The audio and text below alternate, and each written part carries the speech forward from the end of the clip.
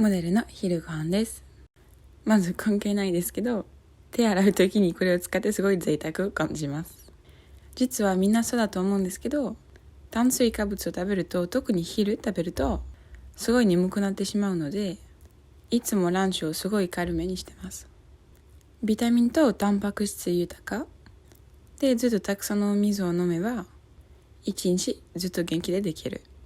実はオイルもお肌にすごい大事なので、クオリティのいいものを食べれば全然太らないよ。このサラダ最高。